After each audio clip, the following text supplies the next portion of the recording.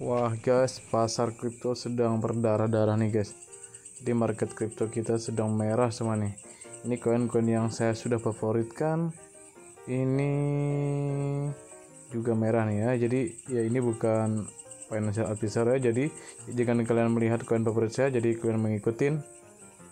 Kalian langsung ikut koin saya. Nah hampir semua koin ya merah semua guys. Kita lihat di coin market cap ya, Bitcoin, Ethereum sudah turun hampir 10% ya. Bitcoin juga, Ethereum, Binance, Solana hampir juga 10% dalam 24 jam terakhir. Bahkan koin-koin dari peringkat 1 sampai ke kemana ini, kita lihat sampai ke berapa, sampai ke 40 masih turun, sampai ke 50 masih, sampai ke wah, kita benar-benar sedang diuji nih guys pada trader dan investor kripto. Ini sudah turun semua nih sampai ke 100 guys. Ini sampai ke ranking 100 masih merah semua.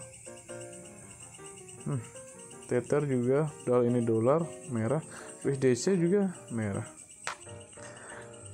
Nah kita lihat di koin Gecko juga ya hampir sama ya, ini dari $60 Bitcoin Bitcoinnya, Ethereum di $4.000, BNB di 587, USDT 0,3%, USDC 0,2 sampai ke ini namanya DAM ya. Jadi buat kalian yang mungkin beli di pucuk ini harap bersabar atau kalian bisa staking ya. Bahkan Doge sudah turun 8,7%. Nah, salah satu penyebabnya ya berdasarkan berita yang sudah beredar dan ini keluarnya hari ini ya. Jadi pasar kripto ini kita kembali pernah sempat jatuh ke level terendahnya di 59.000 ya dalam 24 jam terakhir, dan ini terendah sejak 28 Oktober ya. Jadi nah ini koin-koin lainnya termasuk Binance, Solana, Cardano, Polkadot, Dogecoin juga turun. Dan semuanya ya mengalami penurunan ya. Tadi sudah kita lihat pasarnya. Nah, ini memang sempat diperdebatkan kenapa Bitcoin turun ya, karena ini ya baru saja ditandatangani oleh Presiden Amerika Serikat Joe Biden menandatangani Undang-Undang Investasi, Infrastruktur dan Pekerjaan senilai 1,2 triliun menjadi undang-undang pada hari Senin kemarin ya. Jadi ya ini yang mencakup ketentuan pajak kripto yang kontroversial katanya seperti itu ya. Bahkan jika entitas ini tidak benar-benar menangani dana ya.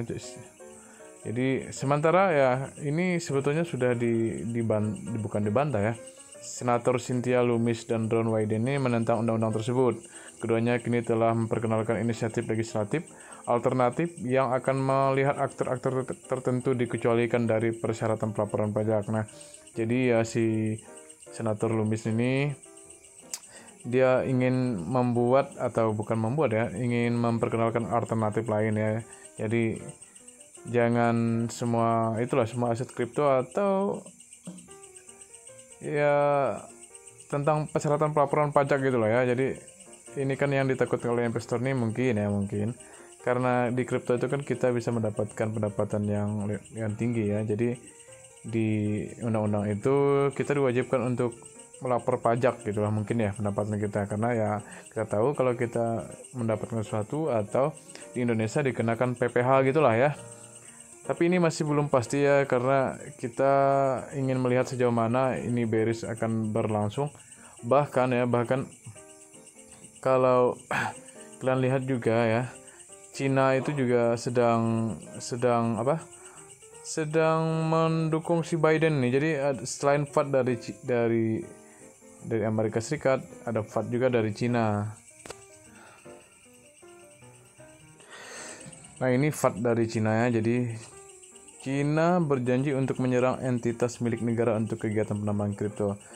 Cina sekali lagi menegaskan tekadnya untuk menindak sektor pertambangan kriptokuransi dan mengungkapkan hari ini bahwa pihak berwenang akan fokus pada entitas milik negara yang terlibat dalam penambangan mata uang virtual ya. Jadi ini faktanya. Juru bicara Komisi Pembangunan dan Reformasi Perencana Ekonomi Utama Negara itu mengatakan pada versnya bahwa kegiatan mata uang virtual adalah ilegal dan pertambangan dapat membahayakan tujuan netralitas karbon negara gitu ya. Jadi sebagai bagian dari langkah selanjutnya dari tindakan keras, pihak berwenang akan fokus pada penggerebekan. Nah ini ya, Cina sekali lagi ingin menggerebek para penambang kripto katanya. Nah ini ya, aduh ini Cina lagi ya. Jadi Cina ini telah secara aktif menekan penambang kripto sejak awal tahun ini gitu lah. Pada tanggal 24 September, NDRC bersama-sama mengeluarkan pemberitahuan dengan 10 otoritas lain untuk menghapus penambangan kripto ya, karena kripto ini kan dianggap sebagai penambangan ketinggalan zaman gitu ya. Jadi ya selain katanya sih ya netralitas karbon negara, artinya bahwa ini terlalu banyak memakan energi listrik ya. Ini kalian lihat gambarnya. Ini gambarnya para penambang gitu. Ya, ini memang bukan sekali ini ya, saat pasar mulai turun dan FAT itu pasti bermunculan gitu ya. Jadi ya ya apa yang harus kita lakukan ya, kita wait and see dulu lah ya. Jangan sampai kita masuk mentang-mentang harga turun lalu kita ingin masuk, dan jangan lupakan analisa teknikal ya. Jadi kalian chat partainya, kalian lihat banyak youtuber analisa teknikal yang ada di YouTube, kalian bisa tonton tentang prediksi mereka sejauh mana ini akan turun ya. Karena ini hampir semua koin ini turun guys. Jadi koin-koin dengan fundamental bagus pun kalau udah melihat FAT seperti ini, mereka biasanya buru-buru menarik dananya gitu. Jangan sampai uang mereka itu nanti ya, kalau lihat sekilas dari undang-undangnya ya, jangan sampai diminta untuk melaporkan pajak ya untuk di Amerika Serikat. Seperti itulah ya.